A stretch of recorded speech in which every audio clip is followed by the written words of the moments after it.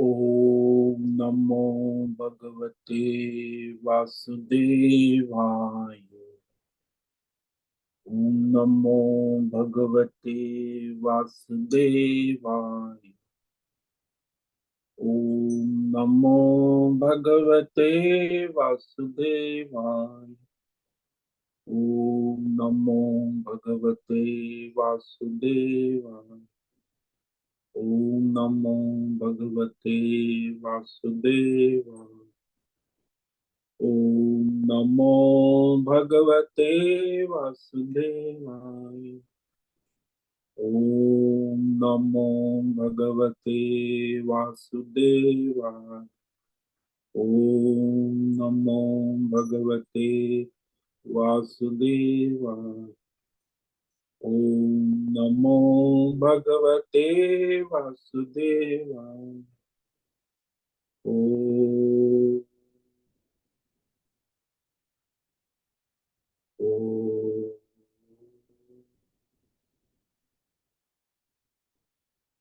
ओम ओम श्री परमात्मने नमो नमः। ओम गणपतये नमो नमः। ओम सं सरस्वत्यै नमो नमः। ओम गं गुरुभ्यो नमो नमः। ओम सहनाववतु सहनौ भुनक्तु सह वीर्यं करवावहै तेजस्विनावधीतमस्तु मा विद्विषावहै। ओम शांति शांति शांति। सदाशिव समारंभां शंकराचार्य मध्यमा अस्मदाचार्य पर्यन्तां वंदे गुरु परंपरा। वंदे गुरु परंपरा। ओम पार्थाय प्रतिबोधितां भगवता नारायणेन स्वयं व्यासेन ग्रथितां पुराणम् मध्ये महाभारतम् अद्वैतामृतवर्षिणीं भगवतीम् अष्टादशाध्यायिनीम् अम्ब त्वामनुसन्दधामि भगवद्गीते भवद्वेषिणीम्। वसुदेवसुतं देवं कंसचाणूरमर्दनं देवकी परमानन्दं कृष्णं वन्दे जगद्गुरुं।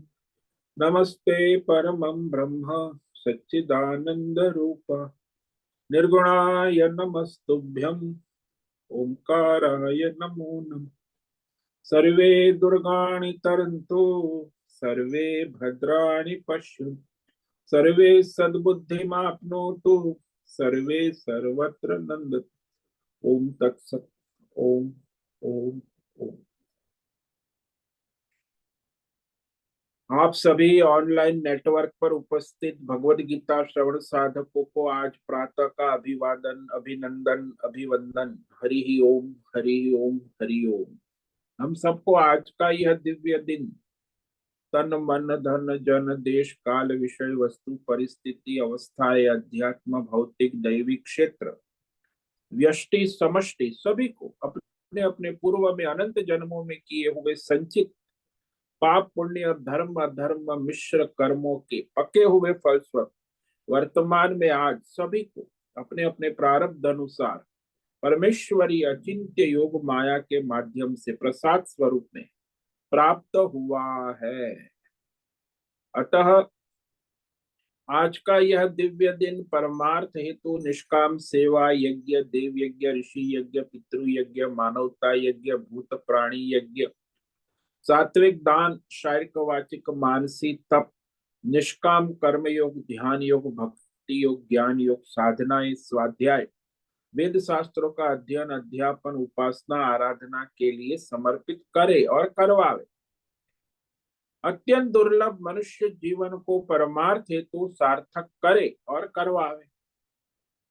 आज विक्रम संवत 2080 माघ मास कृष्ण पक्ष की प्रथमा तिथि जो रात्रि 8:35 तक है, उसके बाद द्वितीया तिथि लग जाती है।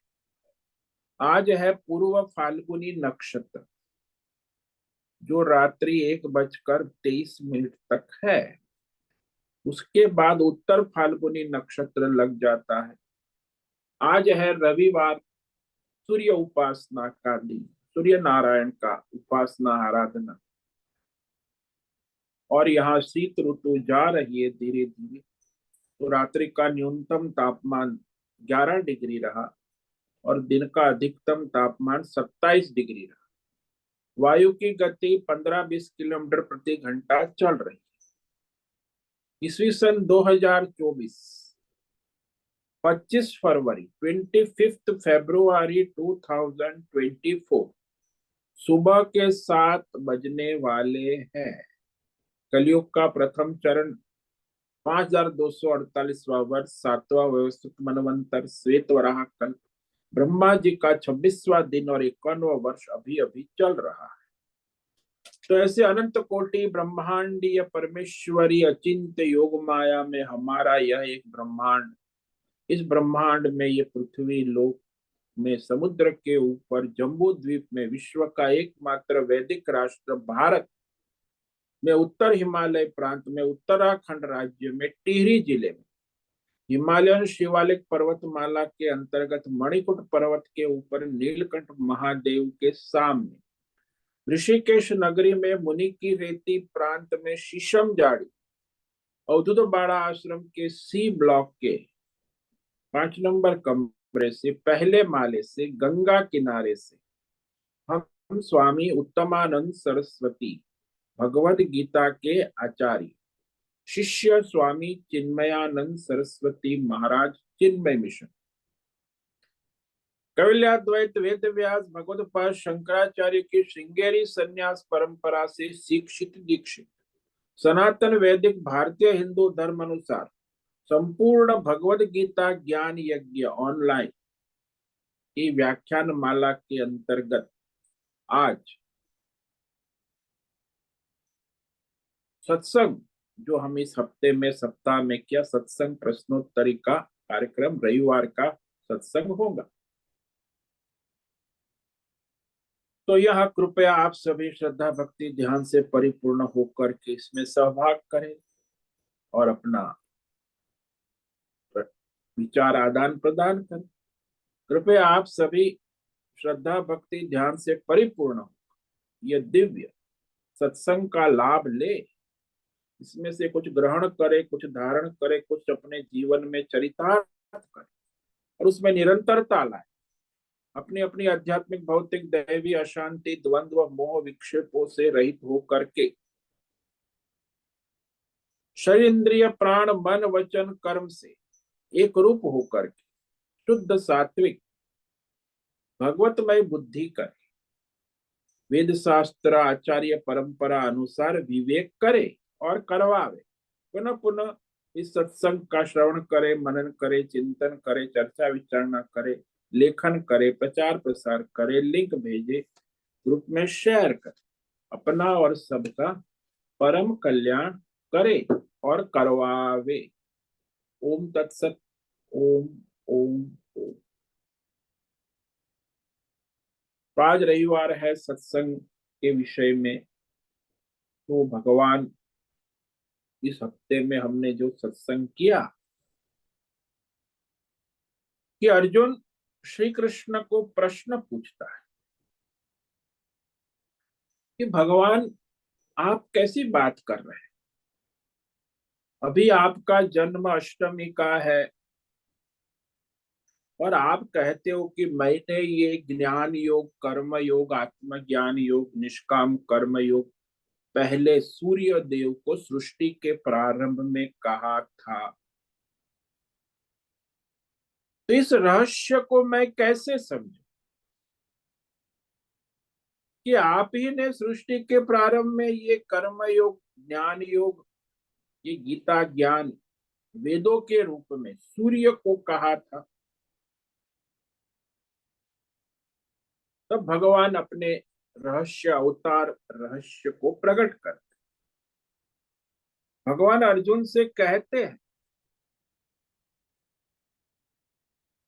कि हे अर्जुन, मेरे कई अवतार हो चुके हैं और तेरे भी कई जन्म हो पूर्व जन्म हो चुके हैं व्यतीतान।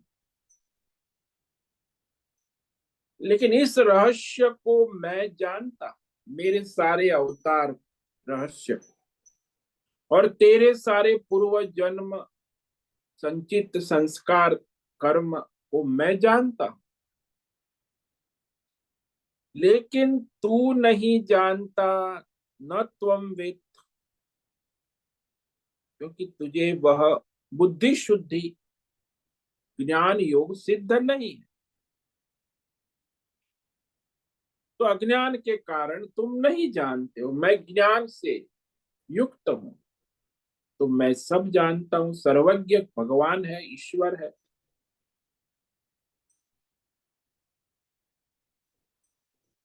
तो हम वेद, हम मैं सब जानता हूं, सर्वज्ञ हूं। तो उसमें कोई अज्ञान आवरण नहीं है, ज्ञान शक्ति प्रकट है, जागृत, और स्वेच्छा से वह अवतार लेते हैं। जैसे बहुरूपिया है, स्वेच्छा से अनेक रूप धारण करता है, कलाकार है, अनेक पात्र धारण करता है, वैसे भगवान भी अपनी योग माया शक्ति से अवतार लेते हैं। तो भगवान का अवतार ये कोई अलौकिक कहा, दिव्य कहा भगवान ने स्वयं, कि मेरा ये मनुष्य जैसा प्राकृत संचित कर्म के फल स्वरूप प्रारब्ध के अनुसार जन्म नहीं होता, अवतार नहीं। भगवान का प्रागट्य दिव्य है, अलौकिक। वही भगवान ने कहा कि मैं अजन्मा अविनाशी होते हुए भी, सारी सृष्टि का ईश्वर होते हुए भी, अपनी योग माया शक्ति से सगुण साकार रूप में, अवतार रूप में संभवामी, प्रकट होता हूं।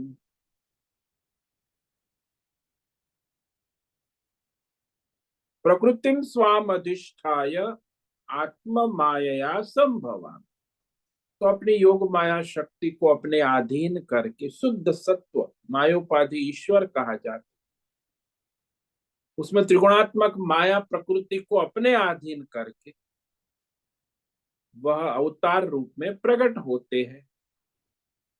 अच्छा, तो भगवान कब कब प्रकट होते हैं? तो भगवान कहते यदा यदा ही धर्मस्य ग्लानिर्भवति भारत अभ्युत्थानम धर्मस्य तदात्मानं सृजा। भगवान कहते हैं भारत, ये अर्जुन, जब जब ये वैदिक सनातन धर्म की ग्लानि होती, यानी उसमें उत्साह नहीं होता और अधर्म में बड़ा उत्साह होता, यानी वैदिक धर्म जो ये है, यज्ञ दान तप वर्णाश्रम धर्म, षोडश संस्कार, ब्राह्मण क्षत्रिय वैश्य, तो इस धर्म का लोप होता। तो वर्णाश्रम धर्म का लोप होता है, वैदिक धर्म का लोप होता है, सकाम धर्म कर्म, निष्काम कर्म का भी लोप होता है। तो क्या होता है, अधर्म में उत्साह बढ़ता है, यानी मनुष्य में मानवता नहीं होती, तो धर्म में हानि होती। इसीलिए जब जब ये मानवता परमार्थ की अधर्म की वृद्धि होती है, अधर्म यानी यही झूठ कपट काम क्रोध लोभ मोह मार काट लूट फाट, आजकल तो वही चला है, जहां से मिले वहां से लूटो, सब लुटेरे, अंग्रेज लुटेरे, हमको भी लुटेरा बना दिया, मुगलों ने अंग्रेजों ने, वो तो लुटेरे थे, अब हम उसके पैर पर, उसके कदम पर चल रहे हैं। तो ये यज्ञ दान तप, ये सब धर्म कर्म का लोप हो जाए, तब तब भगवान अवतार रूप में प्रकट होते हैं, जब आवश्यकता होती है तब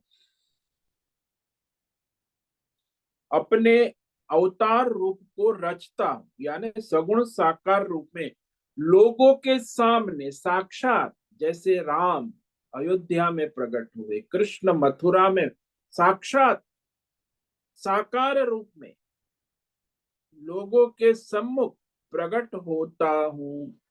ये हमारे सनातन धर्म में होता है। दूसरे धर्म वाले अभी भी नहीं माने कि ये लोग सब मूर्ख है, ये तो काल्पनिक स्टोरियां है, राम कृष्ण ऐसे हुई। अरे पृथ्वी में इतिहास इतने प्रमाण है, फिर भी ये लोग नहीं मानते। साक्षात प्रकट हुए हैं। हमारे सनातन धर्म में भगवान अवतार रूप में प्रकट होते हैं, किसी धर्म में नहीं होता। अल्लाह प्रकट होता है कभी? कभी नहीं हो सकता। महावीर प्रकट हो सकते, बुद्ध प्रकट साक्षात हो सकते, ईसा मसीह, ये कभी अवतार रूप में प्रकट हो ही नहीं सकते। हमारे तो होते हैं, भगवान स्वयं। तो क्यों प्रकट होते हैं? तो भगवान ने तीन कारण बताए कि जब जब परित्राणाय साधूनाम विनाशाय धर्म संस्थापनार्थे संभवामि। तो जो धर्मात्मा है, वैदिक धर्म का पालन करने वाले हैं, वर्णाश्रम धर्म का, उनका परित्राणाय यानी उनकी सहायता के लिए, उनका उद्धार करने के, और जो अधर्मी है, विधर्मी है, जो अपने वैदिक धर्म का पालन नहीं करते, उनका विनाशाय, उनका विनाश करना। भगवान विनाश करते, ऐसा दया करके उसे सुधारते नहीं, उनका विनाश करते। दुष्ट की दुष्टता का विनाश करना आवश्यक। इसीलिए असुरी दुष्ट जो है, अधर्मी है, उसमें अधर्म का नाश करना। और अधर्म का नाश कैसे होगा? उसका नाश करेंगे तभी तो होगा। ऐसे कोई जेल में बंद करके कोई साधु नहीं हो जाता, या कोई किसी को दंड देने से कोई साधु नहीं हो जाता, उसका तो नाश ही होता है। और फिर वैदिक धर्म की स्थापना के लिए समय समय पर भगवान प्रकट हुआ करते हैं, संभवा। अब भगवान के इस अवतार को साक्षात पूर्ण पुरुषोत्तम भगवान के रूप में जानता है, वो मुक्त हो जाता। जन्म कर्म में दिव्यम यो वेत्ति तत्वतः त्यक्त्वा देहम पुनर्जन्म नैति माम।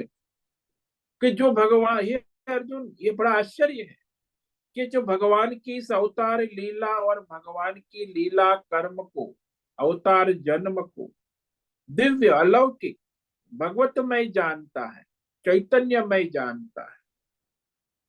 कैसे जान? तत्वतः, शब्दतः नहीं कहा भगवान। देखो शब्द, तत्वतः, शब्दतः तो सब जान लेते, पढ़ सुन लेते कि हाँ भगवान का अवतार। शब्दतः नहीं, तत्वतः जान लेता है कि सर्वशक्तिमान सच्चिदानंद परमात्मा अजन्मा अविनाशी, सबकी परम गति परम आश्रय ऐसे परमात्मा अवतार लेते हैं। तो ऐसा जानकर फिर क्या होता है?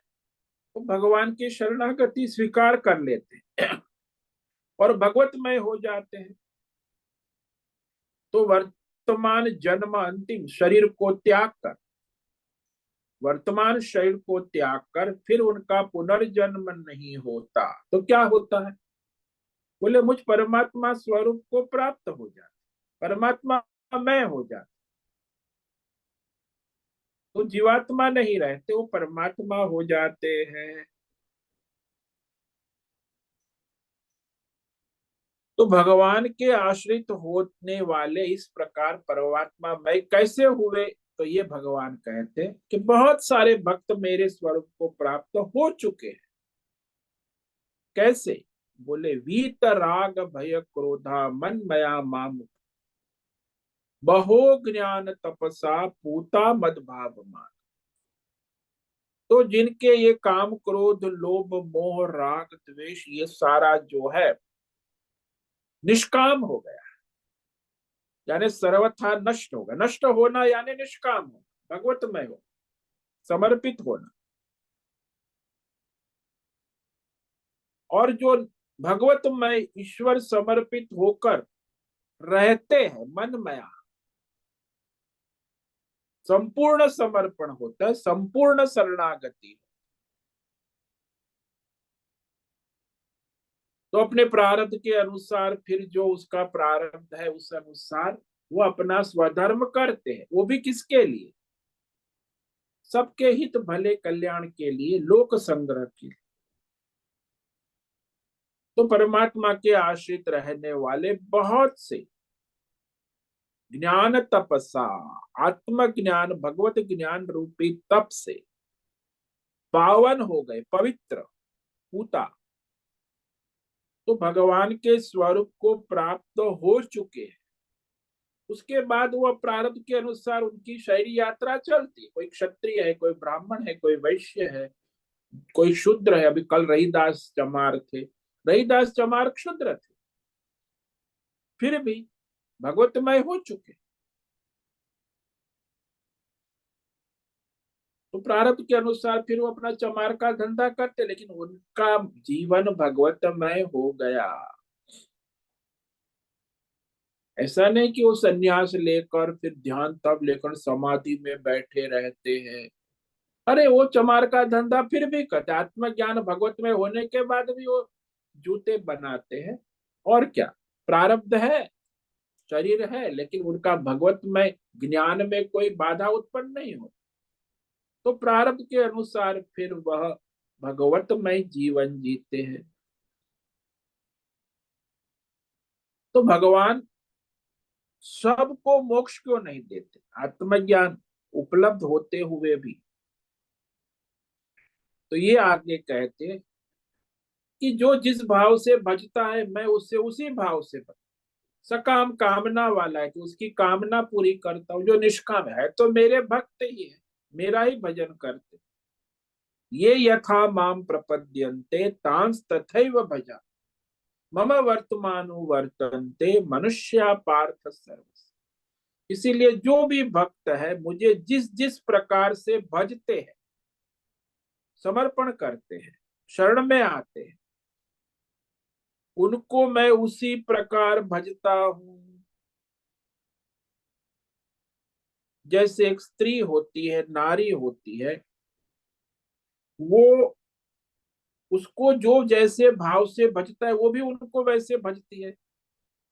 ये उसके सामने उसका भाई आ गया तो बहन रूप में लीला करती है, उसके सामने उसका पति आ गया तो पत्नी रूप में लीला करती, उसके सामने उसका पुत्र आ गया तो माँ रूप में लीला करती,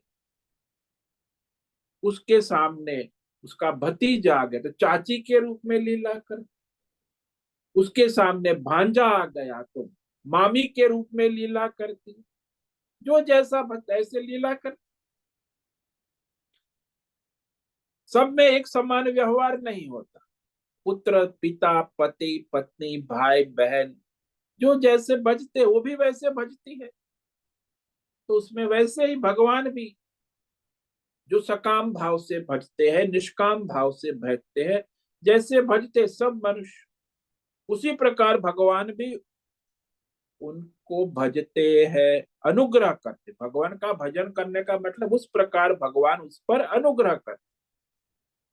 सभी मनुष्य जो चाहे सकाम हो या निष्काम हो, सर्वस्व मम वर्त, मेरे सब प्रकार से मेरे ईश्वरीय मार्ग का ही अनुसरण करते हैं। चाहे कामना वाला है चाहे निष्काम, सभी लोग ईश्वर को ही भजते हैं। लेकिन कामना वाले ईश्वर को नहीं चाहता है, वो अपनी कामना को चाहता है पूरी, इसलिए उसे कामना पूरी होती है, भगवान नहीं मिलते। निष्काम है, वो कामना वाला नहीं है, वो भगवान को चाहता है तो उसे भगवान मिल जाते हैं। तो भगवान कहते मैं दोनों पर अनुग्रह करता हूं, जो जैसा है उसे वैसा मिलता है। इस प्रकार हमने विचार किया है। तो अब ये जो आगे का श्लोक है उस पर भगवान कहेंगे कि भाई जो मनुष्य देवताओं की उपासना करते, तो उसके माध्यम से मैं उन्हें फल देता हूँ, क्योंकि भगवान के तत्व को नहीं जानते हैं, देवता को मानते हैं, जानते, तो देवता के माध्यम से भगवान ही उसे अपने कर्मों का फल देते हैं। इस पर हम कल विचार करेंगे। तो अब आपको किसी को कोई प्रश्न है, इस समय प्रश्नोत्तरी सत्संग का समय है। तो ये इस हफ्ते में हमने जो सत्संग किया उसका संक्षेप में विहंग दर्शन कर लिया कि ये भगवत गीता भगवान जो है अपने अवतार का रहस्य कह रहे हैं कि क्यों अवतार लेते।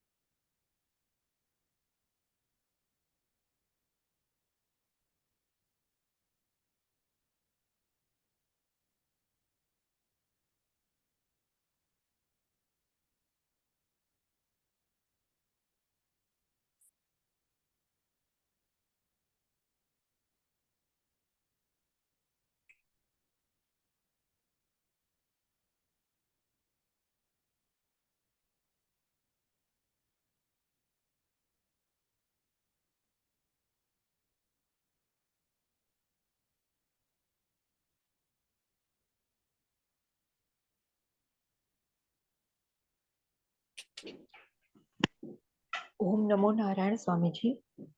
ओम नमो नारायण। बोलो हेमा। स्वामी जी, हाँ, हमेशा आप सत्संग में विवेक करवाते हैं कि हमें अपना प्रारब्ध स्वीकार करके हमें जो स्वधर्म मिला है वो हमें निष्काम भाव से करना है। हाँ जी।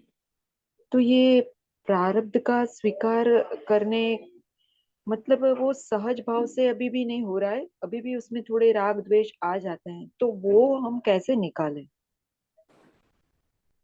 देखो, प्रारब्ध ईश्वर के संकल्प से चल रहा है, ऐसी श्रद्धा निष्ठा रखनी होगी, चाहे आप अज्ञानी हो या ज्ञानी हो। हम्म।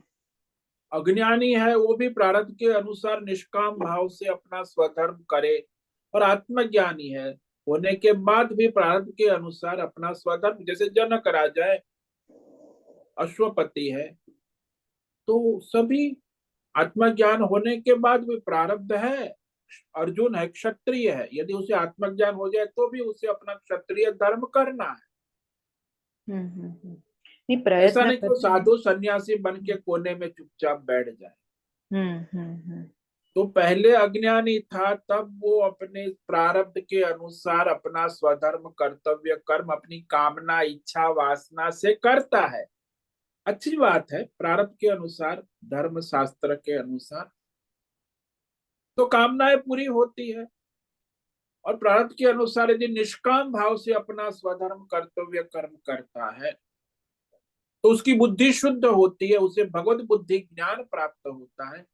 और यदि आत्मज्ञानी हो जाता है तो भी प्रारब्ध के अनुसार अपना स्वधर्म वर्णाश्रम धर्म करता है। प्राण जब तक शरीर में है तब तक प्रारब्ध है, और प्रारब्ध ईश्वर के संकल्प से चलता है, तो प्रारब्ध के अनुसार वो अपना कर्म करता है स्वधर्म।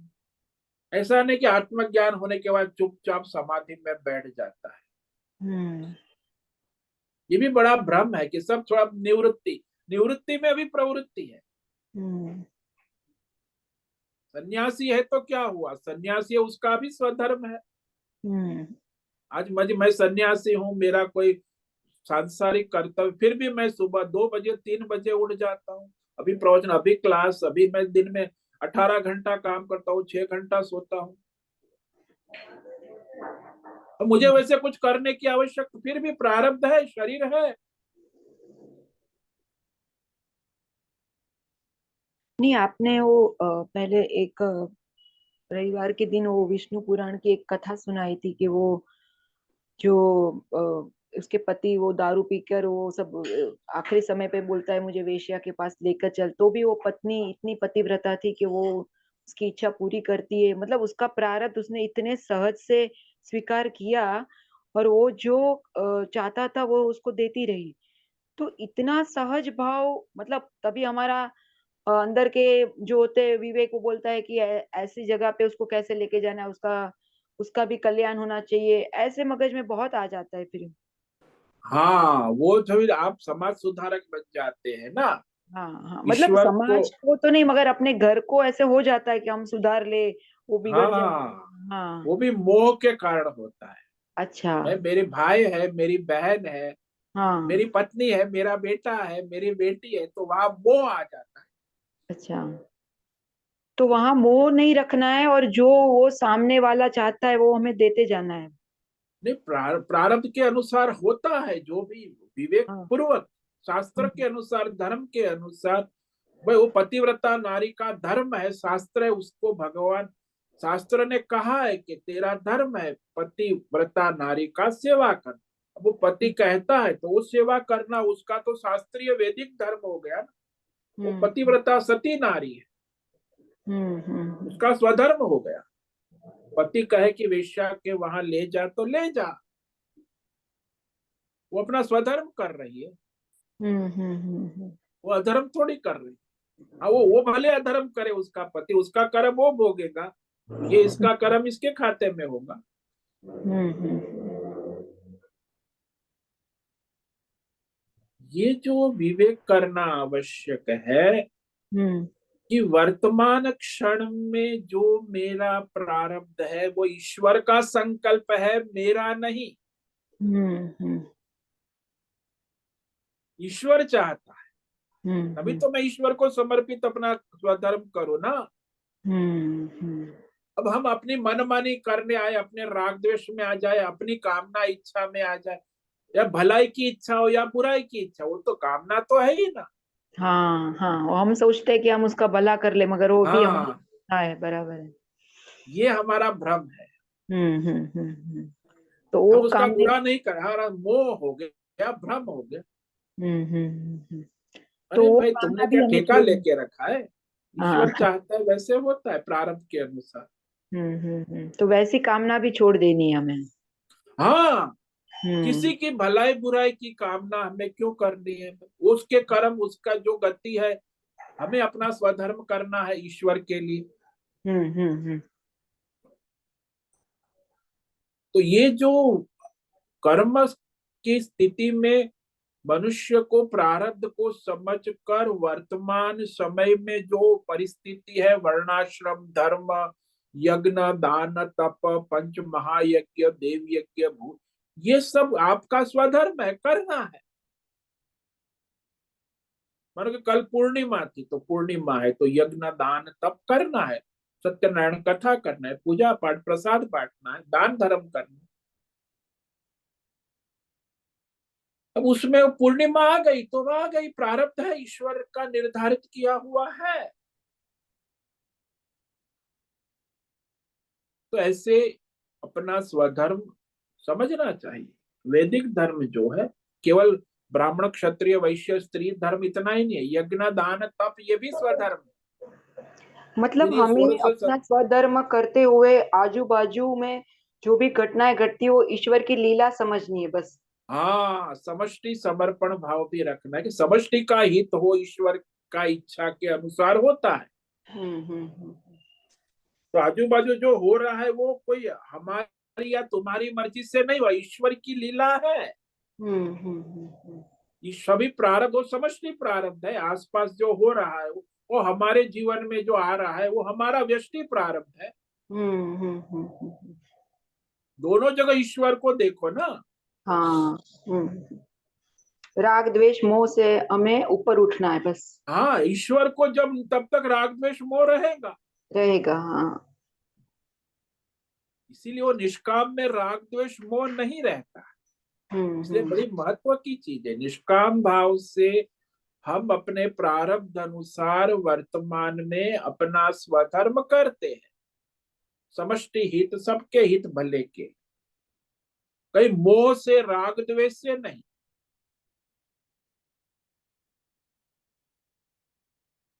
इसीलिए वो मोह काम क्रोध लोभ मोह राग द्वेष में वश में आ गए तो फिर आप अपना स्वधर्म नहीं कर रहे हो, वो तो परधर्म है, अधर्म कर रहे हैं।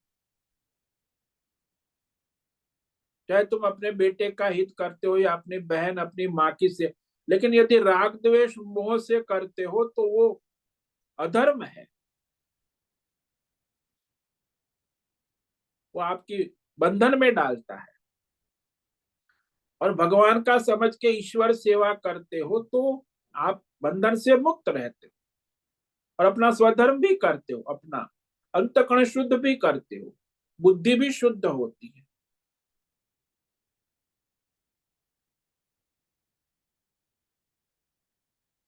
इसलिए प्रारब्ध का सिद्धांत जो है, चाहे ज्ञानी हो चाहे अज्ञानी हो, इसलिए इसको समझना बड़ा आवश्यक है। व्यष्टि हो या समष्टि हो, ईश्वर की सत्ता को आप नहीं स्वीकारोगे तो अहंकार आपका आ जाए, अब मैं ये करूंगी मैं वो करूंगा, अरे पे गए आप। आपके जीवन भी ईश्वर की सत्ता में चल रहा है, सारा आसपास संसार है ईश्वर की सत्ता में चल रहा है, ईश्वर के संकल्प से चल रहा है, हमारी इच्छा या हमारे संकल्प से नहीं चलता। तो ये विवेक हमेशा जागृत रहना चाहिए। हाँ इसलिए जब स्वामी। ज्ञानी भक्तों का चरित्र आप पढ़ो तो देखो भगवत भाव रखते हैं। जैसे वो भोजन करने बैठे थे एक नाथ, तो वो पूरण पोली लेके चला गया कुत्ता, तो उसके पीछे कटोरी लेके, अरे घी लेके प्रभु भोजन तो आप, तो कटोरी उनकी पूरण पोली गई, वो तो भूखे रहेंगे लेकिन घी के बिना रोटी कैसे खाओगे। वो कुत्ते को घी लेकर उसके पीछे दौड़े, कह रहे महाराज भगवान कैसी पूरण पोली सूखी खाओगे, उसमें घी डाल के खा। ऐसा नहीं कुत्ते को मारने लकड़ी लेके दौड़े।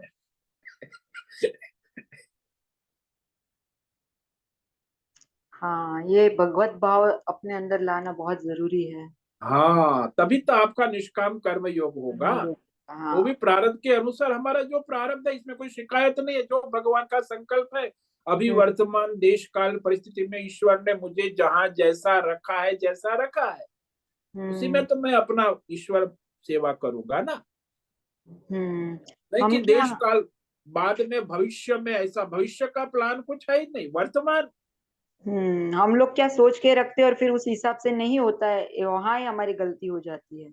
हाँ, तो फिर आप गड़बड़ा जाते। आप हाँ। भविष्य का प्लान भी करते रहते, वर्तमान में नहीं हुआ तो आगे कर लेंगे। हम्म। ये फ्यूचर प्लान है ही नहीं, वर्तमान परिस्थिति वर्तमान में ही है। हम्म। प्रारब्ध जो है वर्तमान में, भविष्य में क्या, कल क्या होगा, अगले क्षण क्या होगा, वो तो ईश्वर जाने। हम्म।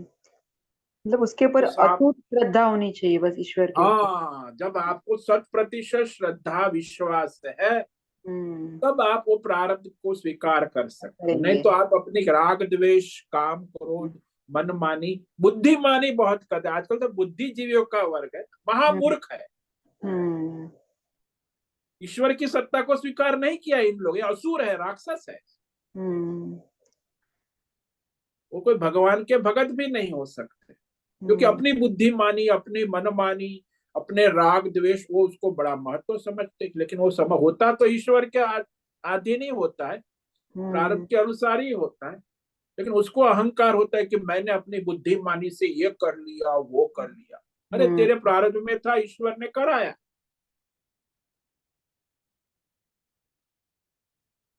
इसलिए वो अज्ञान के कारण अहंकार होता है, अहंकार से फिर बुद्धिमानी, हम्म। बुद्धिमानी से फिर मनमानी, हम्म। मनमानी से फिर वाणी का विलास, बकवास करता है ये सब नेता लोग, ये उद्योगपति, ये सब इंटरनेट मोबाइल, देखो इतना बकवास। कभी ईश्वर को अनुग्रह नहीं देखते, क्या ईश्वर की कृपा से हुआ कहने वाला कोई मिलता है? आप हम्म।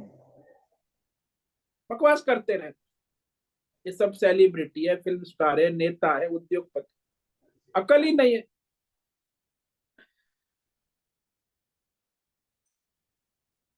तो समझना आवश्यक है, ईश्वर की सत्ता को स्वीकार नहीं होता क्योंकि अज्ञान है, अहंकार है, और इस तरह से वो अपने स्वार्थ में डूबा हुआ है, परमार्थ किया ही नहीं, तो कहां से उसमें विवेक होगा।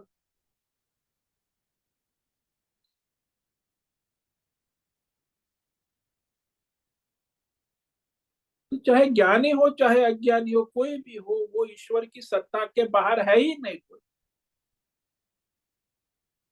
तो कैसे अपने अहंकार से अपनी सत्ता को स्वीकार कर लेता, वो अज्ञान है। इसी अज्ञान के कारण सब मोहित रहते। हाँ स्वामी जी, मतलब ये विवेक हमेशा जागृत रहना चाहिए, बस यही। हाँ, प्रति क्षण तो क्षण यहाँ ईश्वर क्या चाहता है, और हम्म उसमें भी हमें देखना चाहिए कि ईश्वर क्या चाहता है, और उस हम्म। अनुसार हमें अपने स्वधर्म को करना है, प्रारब्ध के अनुसार।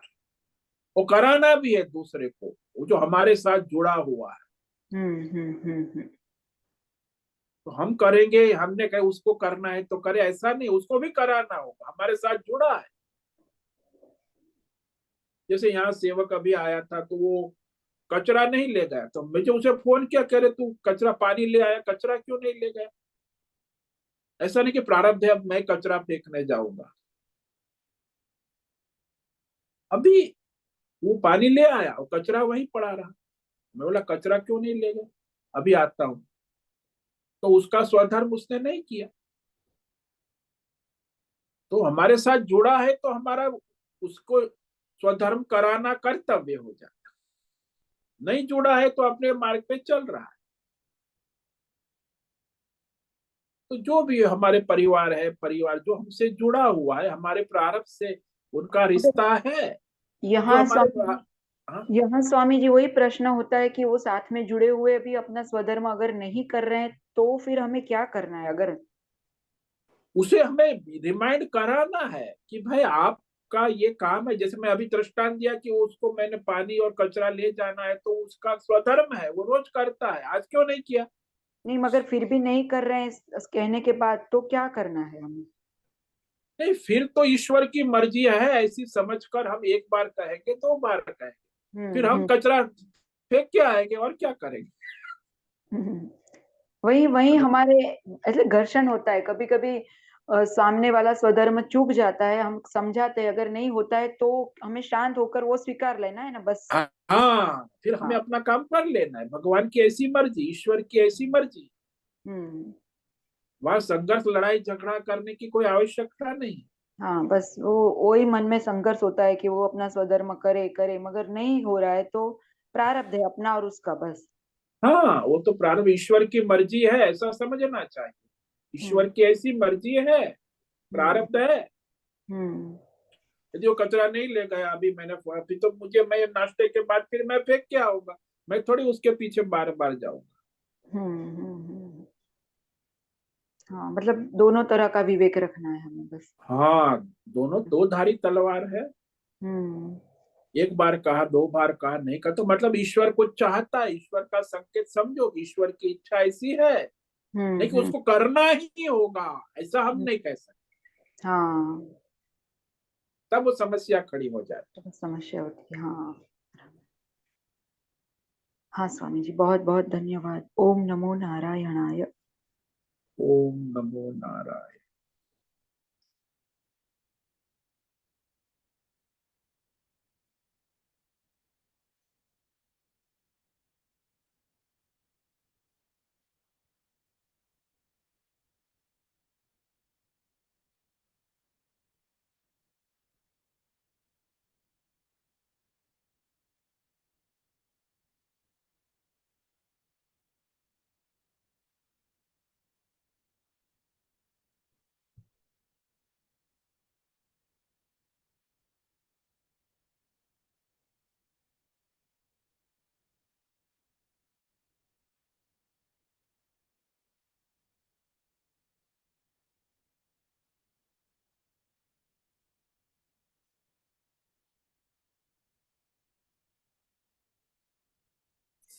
हरिओम हरिओम स्वामी जी।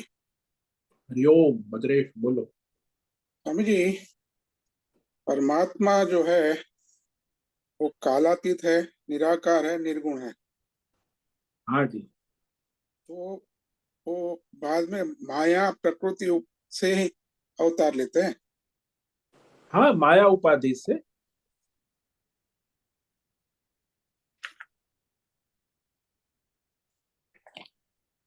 तो फिर उसे माया उपाधि का सब नियम लागू पड़ेगा ना, कि नहीं लगा लागू पड़ेगा? नहीं लगेगा, नहीं लगेगा। पर माया जैसे उपाधि। जादूगर है, हाँ, जादूगर है, वो अपनी जादूगरी से जादू का खेल करता है, तो उसे जादूगरी और खेल के कोई नियम लगते नहीं है। भगवान की जादूगरी है, माया है।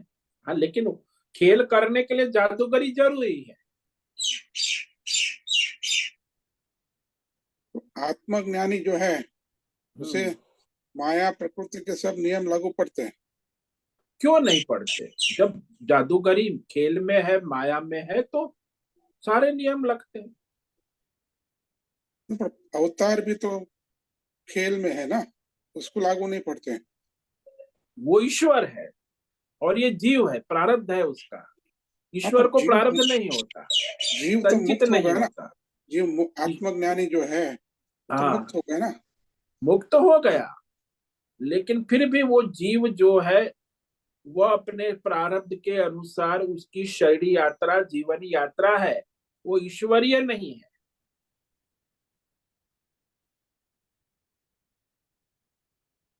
इसीलिए उसको प्रारब्ध के अनुसार आत्मज्ञान होने के बाद भी यदि वो क्षत्रिय है तो अपने क्षत्रिय धर्म का फल, वैश्य है तो वैश्य धर्म का, क्षुद्र है तो जैसे रहीदास चमार है, उनका प्रारब्ध है तो चमार जूते बनाते थे, अंत तक बनाए उन्होंने। दान भी करते थे, यज्ञ दान तप धर्म करते थे। तो आत्मज्ञानी जो है तत्वज्ञानी, वो, वो पूरा प्रकृति माया से मुक्त नहीं होता है। कैसे मुक्त होगा? जब तक शरीर है, प्रकृति है, तो वो उपाधि है। माया और माया का कार्य जो है वो भगवान का है ना, जीव का तो है नहीं। तो अवतार जो है वो ईश्वरीय है, वो हम्म। माया प्रकृति से मुक्त है। तो हाँ जी। बट फिर भी राम, भगवान राम का, भगवान कृष्ण का जो अवतार था उसमें उनका मृत्यु तो हुआ ना उनको। नहीं, वो तो लीला है ना, उन्हें संवरण किया, उन्हें देह त्याग किया।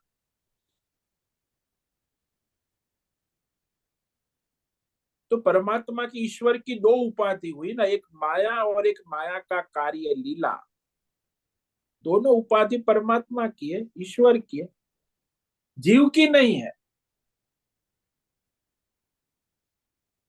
इसलिए जीव जो है वो माया और माया के कार्य के वश में होता है, और ईश्वर जो है, परमेश्वर, वो माया और माया के कार्य को अपने वश में रखता है।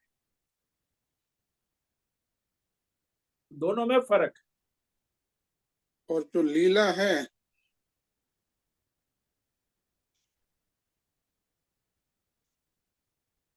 हाँ, वो भी, भगवान की तो लीला ही है।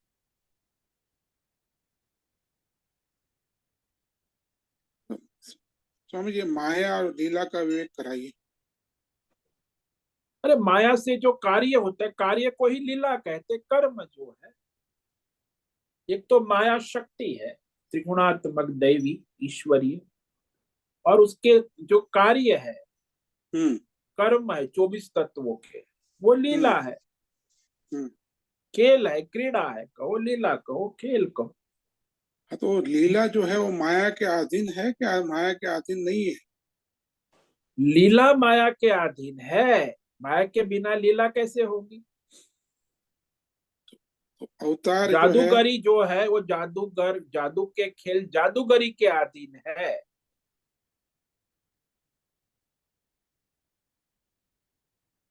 तो लीला जो है वो माया के अधीन है, और माया जो है ईश्वर के अधीन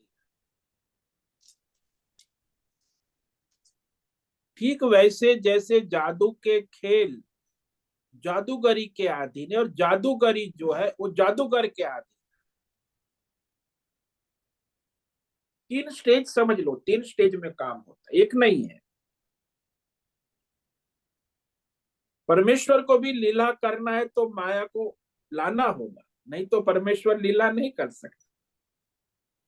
जादूगर को भी जादू का खेल करना है तो जादूगरी लानी होगी, नहीं तो खेल नहीं होगा। वो जादूगर वो माया के अधीन नहीं है। हाँ, जादूगर जादूगरी के अधीन नहीं है, जादूगरी जादूगर के अधीन।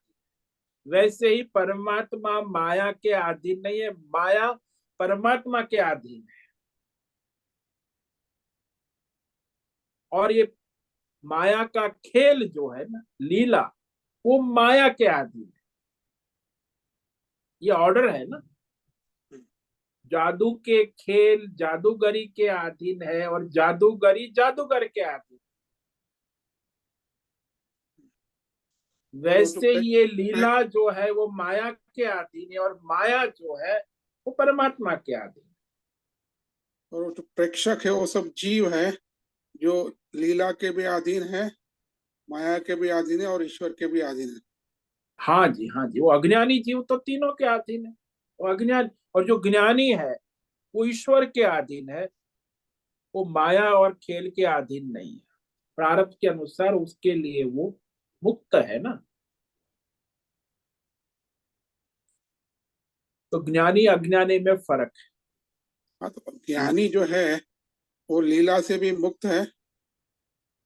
और माया से भी मुक्त है, वो ईश्वर के अधीन है। ईश्वर, बट उसको माया के सब नियम तो लगते हैं ना।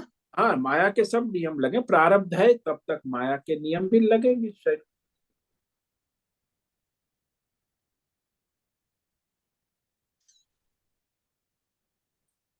इसलिए तो अज्ञानी माया हो की या ज्ञानी हो, हम्म, उसका नहीं, तो ज्ञानी जो है वो माया के नियम जो है उसे स्वीकारता है और उसे पूरी तरह से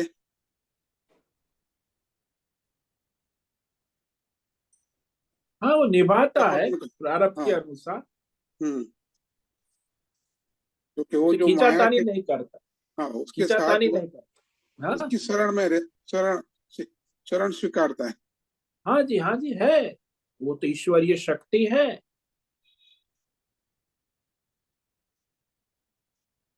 और जो लीला है वो भी ज्ञानी जो है वो सहज स्वीकारता है। हाँ, तो वो अज्ञानी है वो, आत्मज्ञानी। अज्ञानी है उसका वो उसमें उलझता है, हाँ, वो तो फिर उलझेगा दोनों, ईश्वर की लीला में, अपनी लीला में, अपनी अपने कर्म में मनमानी भी करता उलझे। है। हाँ, वो मनमानी करता है, बुद्धिमानी। आजकल मनमानी का जमाना गया, अब सब इंटेलिजेंट हो गए, बुद्धिमानी का जमाना। मूर्ख है, बुद्धिमानी जो है मूर्खता की पराकाष्ठा है। तो ज्ञानी जो है वो माया और लीला के अधीन समर्पण में सहज रहता है। हाँ, ईश्वर को समर्पित होता है, और माया को भी और लीला को भी। वो उसमें अपना कोई अहंकार, अपनी मनमानी बुद्धिमानी नहीं करता। तो ईश्वर के सत्ता में है ना माया, और माया का कार्य। जैसे वो जमूरा है, जादूगर का जमूरा उसके साथ रहता है, तो वो क्या करता है? वो जादूगर को भी समर्पित है, जादूगरी को भी समर्पित, जादू के खेल को भी समर्पित। वो जमूरा है। ऐसे ही आत्मज्ञानी भी जमूरा है, वो जादूगर नहीं है। जादूगर को समर्पित है। वो जो इशारा करता है उस अनुसार वो माया को भी हिलाता है, वो माया के कार्य खेल में भी अपना योगदान देता है, लेकिन वो जादूगर नहीं। पर उससे मुक्त है, उसे उससे बंधा हुआ हाँ, नहीं है। वो जादूगरी और खेल से बंधा हुआ नहीं है, मुक्त है, जमूरा है मुक्त है। ना। हम्म। वो मुक्त, इसलिए उसे मुक्त कहते हैं ना, जीवन मुक्त। उसमें उलझा ऐसे ही हुआ नहीं है। हाँ, वो उलझा हुआ नहीं है जादूगरी से, जादू के खेल से, वो जानता है, वो लेकिन वो रहस्य वो जादूगर नहीं है। हाँ, वो रहस्य जानता है। हाँ, वो इसलिए वो उलझा हुआ नहीं, सुलझा हुआ है। ऐसे ज्ञानी भी हो परमात्मा से समर्पित है, जमुरा जैसे हाँ, जादू समर्पित है। हाँ, वो फिर माया को भी जानता है, माया के खेल को भी जानता है, लेकिन वो उसके अनुसार, प्रारब्ध के अनुसार चलता है, फिर उसमें अपनी मनमानी, बुद्धिमानी, कामना, हाँ, वासना को नहीं वो लाता। जादूगर जमुरा को जो कहता है वो करता है, वो हाँ, माया वो माया कर, के अधीन। हाँ, और हाँ, वो वो अपनी मनमानी नहीं करता, बुद्धिमानी नहीं करता, तो बस फिर वही खेल ना, नहीं हो पाएगा। ईश्वर जमुरा जा, जादूगर जमुरा को जो कहता है हाँ, वो वह ईश्वर ज्ञानी को जो भी प्रारब्ध दिया है वो हिसाब से करता हाँ, है। हाँ, प्रारब्ध के अनुसार वो करता है, बस वही तो है, उसका जो प्रारब्ध है, ईश्वर का संकल्प है, उस अनुसार करता है, उसमें तो अपनी बुद्धिमानी, पर मनमानी, कामना, स्वामी जी, वासना वो नहीं। प्रारब्ध जो है उसमें धर्म का तो विवेक करना ही पड़ेगा ना, धर्म के हिसाब से। हाँ, धर्म है, शास्त्र है, हाँ, परंपराएं उस है, हिसाब से। हाँ, इसीलिए हाँ, वो तो धर्म विवेक है के ही। अधीन होना चाहिए ना, वो जो भी प्रारब्ध हाँ, है शास्त्र, प्रारब्ध को भी धर्म के साथ में देखना पड़ेगा। हाँ, वो अपना स्वधर्म, प्रारब्ध के अनुसार, धर्म शास्त्र के अनुसार, परंपरा के अनुसार, मनमानी वहां कैसे चलेगी। वो विवेक की हिसाब करना पड़ेगा ना। हाँ, वो तो धर्म के अनुसार ही विवेक करना होगा, आत्मज्ञानी होगा तो कुछ भी अधर्म, पाप को नाचगान नहीं कर सकता, उसका भी प्रारब्ध है। क्षत्रिय है तो अपना युद्ध लड़ेगा, आत्मज्ञानी ब्राह्मण है तो वेद पाठ करेगा, आत्मज्ञानी वैश्य है तो व्यापार धंधा करेगा, आत्मज्ञानक शूद्र है तो रहीदास है तो चमार जूते बना के बेचेगा, अपना परिवार निर्वाह करेगा, वो दान पूरा करेगा, यज्ञ। संपूर्ण धर्म के अधीन है, स्वधर्म हाँ, धर्म के अधीन है, स्वतंत्र नहीं है, कोई भी आत्मज्ञानी स्वतंत्र नहीं हो सकता।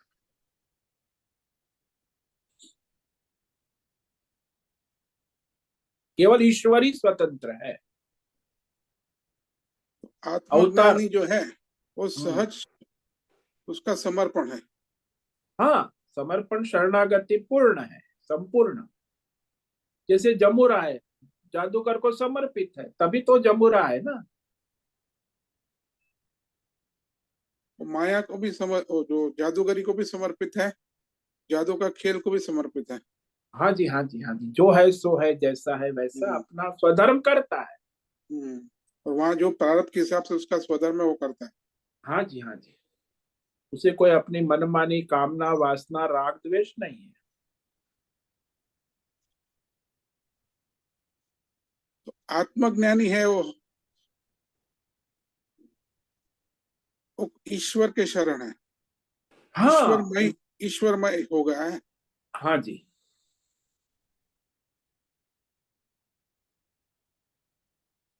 और अज्ञानी है, वो ईश्वर को तो मानता है, लेकिन वो अपने अहंकार, अपनी बुद्धिमानी, अपने अहंकार, अपनी मनमानी करता है, अज्ञानी है ना। हम्म,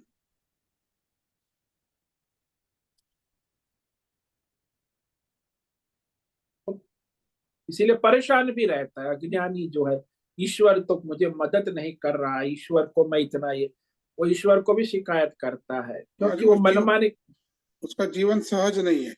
नहीं, सहज नहीं, ईश्वर में नहीं, क्योंकि अपनी बुद्धिमानी, अहंकार, मनमानी, अज्ञान के कारण करता है। हम्म,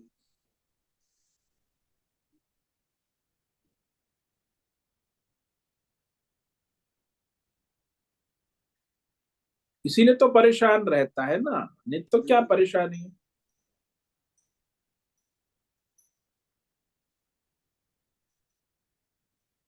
परेशानी जो है वो तो अज्ञान का ही हाँ, अज्ञान ही उसका कारण है, कारण है। अज्ञान से ही फिर अहंकार, कामना, कर्म, हम्म, राग, द्वेष, सारे द्वंद्व संसार के शुरू हो जाते। सहजता जीवन में सहजता जो है उसको ज्ञान का प्रकाश बढ़ रहा है। हाँ, ज्ञान का प्रकाश हो तभी सहजता आएगी, नहीं तो ढोंग, पाखंड, कपट ही चलता रहेगा ना, अज्ञान में सहजता तो वही। हम्म, निर्मलता, ये सब वो सब सहजता। वो आ जाएगा। आत्मज्ञानी है, भगवत समझते, सारे दैवी गुण अपने आप आ जाएंगे, सारी उसके परिवार। आसुरी गुण आ ही नहीं सकते वहां, क्योंकि वो उसका कोई स्टेटस ही नहीं रहा ना, काम क्रोध लोभ मोह राग द्वेष अहंकार, क्योंकि वो तो ईश्वर को कनेक्ट हो गया ना, तो उसमें सारे दैवी गुण आ जाएंगे। अद्वेष्टा सर्वभूतानां मैत्र करुणा एव च निर्ममो निरहंकार सुख दुख क्षमी, वो सब दैवी गुण अपने आप आ जाए। भगवान का भक्त है, वो लाने नहीं पड़ेंगे उसे। जैसे वो राजा के साथ विवाह कर लेगी, रानी बन गई, तो सारा राज्य उसे प्राप्त हो गया। उसे राज्य प्राप्त करने के लिए लड़ाई लड़ने की जरूरत नहीं है, वो रानी है, पूरे राज्य की रानी है, ऐसा नहीं कि राजा की रानी है।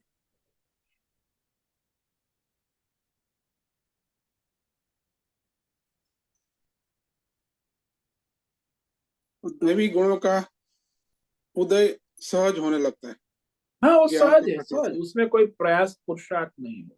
साधक के लिए प्रयत्न होता है, अज्ञानी है तब तक। आत्मज्ञानी होने के बाद तो सारे दैवी गुण सहज प्रकट, प्रारब्ध के अनुसार होते, भिन्न भिन्न होते दैवी गुण, प्रारब्ध के अनुसार एक समान नहीं होते सभी। जो भक्तों का चरित्र आप पढ़ो तो सब में अलग अलग प्रकार के दैवी गुण दिखाई, एक समान नहीं होते।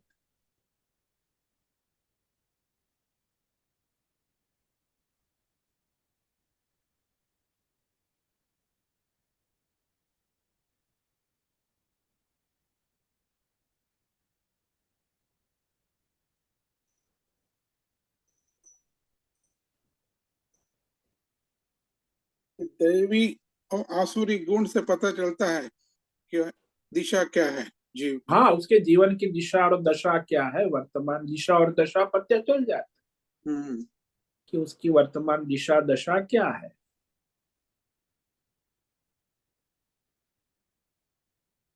हाँ स्वामी जी, क्लियर हुआ। बहुत बहुत धन्यवाद। ओम नमो नारायणाय। ओम नमो नारायण। ठीक है, कल आगे का श्लोक पर विचार करेंगे। आज का समय पूरा हो गया। सभी साधकों को आज का ओम नमो नारायणाय, सबको सभी ओम नमो साधकों को आज का नारायण। ओम नमो नारायणाय। ओम नमो नारायणाय। ओम ओम नमो नमो, नारायण स्वामी जी। सभी नमो को ओम नारायण। नमो नारायणाय। नमो मुझसे नमः निवेदन गुरुदेव। है, आज का सत्संग पूर्ण करें। ओम नमो नारायणाय। ओम नमो नारायण। आज का यह दिव्य सत्संग हम यही पूर्ण करते हैं। सभी साधकों को ओम नमो नारायणाय। सभी साधकों को ओम नमो नारायणाय।